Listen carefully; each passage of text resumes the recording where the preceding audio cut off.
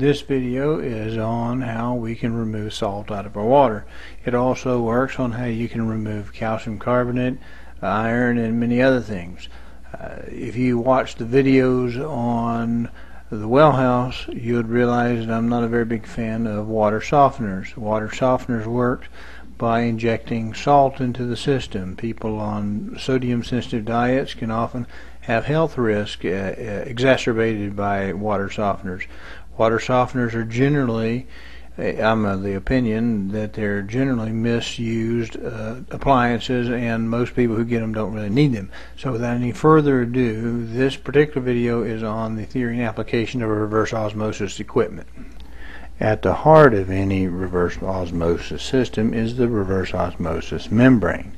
It divides a canister or area into two different pressure zones. You have a differential pressure about the semi-permeable membrane. This membrane has very tiny holes. These holes are so small that except for water and a few of the gases such as hydrogen sulfide, nothing much will transfer to the other side. So as we increase pressure on the water in the intake side, we will push water and very few gases to the other side. Hydrogen sulfide is one of the gases that will move over.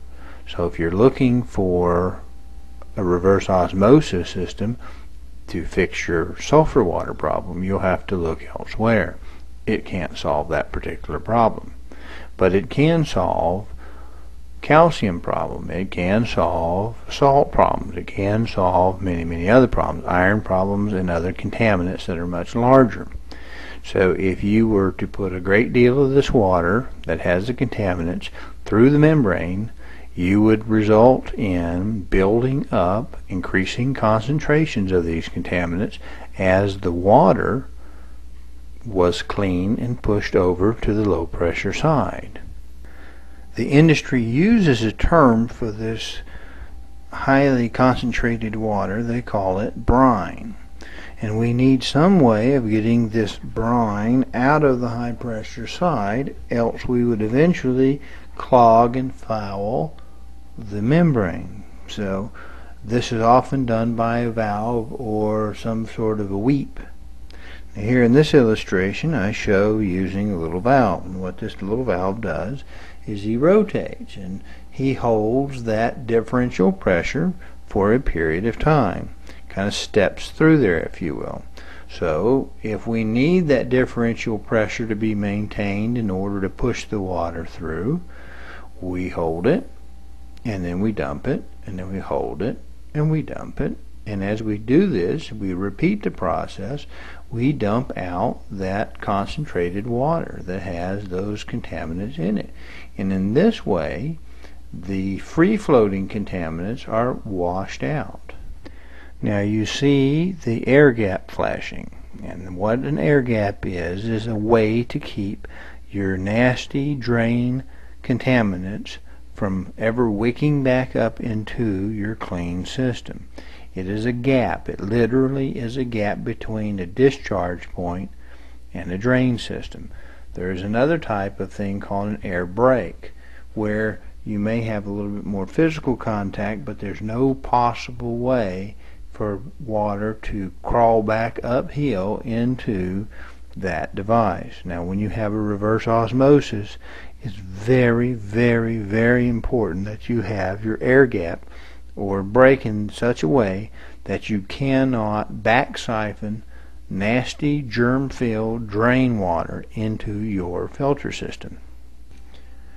If you were to go to your local home improvement center and buy a residential under-the-counter RO system, you'd likely see 3 containers or 3 jars.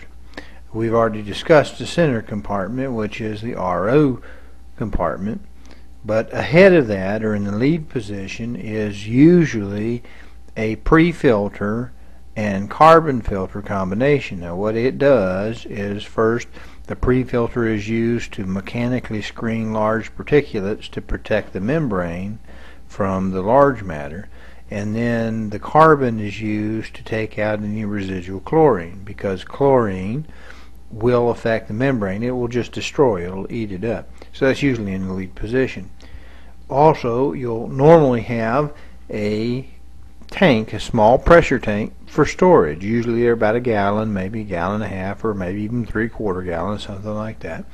And you'll also have, as an option, and most of them will have this, as a third canister, which will be just a pure carbon filter for buffering. Performance modifications.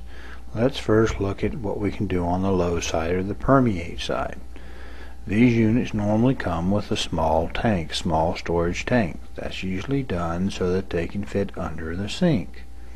Well, if your rate of generation is sufficient, many times we find that we just simply don't have enough storage, because the way we use our water is only during breakfast, lunch, dinner, that sort of thing. We're drawing it down in small volumes over very narrow points of time. That gives our system an ability to recoup over time. But what if we don't have that situation and we have a bigger demand? Maybe our 24-hour demand is such that we still have enough being generated, we're just drawing too much. Well, using a larger tank simply allows us to store more overnight and take care of that demand. Another way we can improve things is by use of what is known as a permeate pump. The way it works is we take the low side pressure, we drive it even further down by putting it to the suction side of a water driven pump. We drive the delivery side or the system side up much higher, so we actually have a better delivery pressure at the sink, and we do it all by using the brine as the driving force. Much like a sprinkler has a water gong, we're using the brine, the wastewater, to turn a little water motor inside the permeate pump. It spins the motor and pumps the water. This creates an increased differential pressure and will increase the output of your membrane because it increases the differential pressure. High side modifications to increase production. Well, if increased differential pressure is the goal to increase production, then the easiest way we can do it is by providing a low volume, high pressure pump on the input. Remember, we're not actually generating much water in 24-hour period and in a 1-minute period and that sort of thing, but we do require high pressure. The greater the differential pressure across that membrane, the greater the output will be. Well, what can we do then? Can we add the low side modifications as well? Well, certainly we can. The number one low side modification that we added was the permeate pump. It actually raised the delivery pressure as well, which gave us tremendous benefits at the sink. Also, the high volume storage tank adds a great deal to our project as well. The permeate pump also drops the low side pressure on the RO module. So what have we net done? We've dropped that low side very, very low, and we've raised the high side very high. And controlling this unit is simple. As long as we don't exceed the maximum working pressure of our under-the-counter system, we can even recycle the little 1-gallon tank, and we can use a low side pressure switch to drive that little baby pump. In short, we can operate a rail throughout the house, say at 30 psi, off that low side switch, let the little pump run off his built-in pressure switch at say 100 to 80 psi, whatever it's designed to do, assuming it's compatible with the rest of our system's working pressure, and it will pump up the little orange tank and cut off, and then that pressure will push against that membrane and it will cycle through until such time as we fill up our little gray tank. And when our little gray tank gets filled up to 30 psi, our rail reaches cutoff, the system cuts off, and we stay that way until we've used enough water out of our supply tank to require regeneration.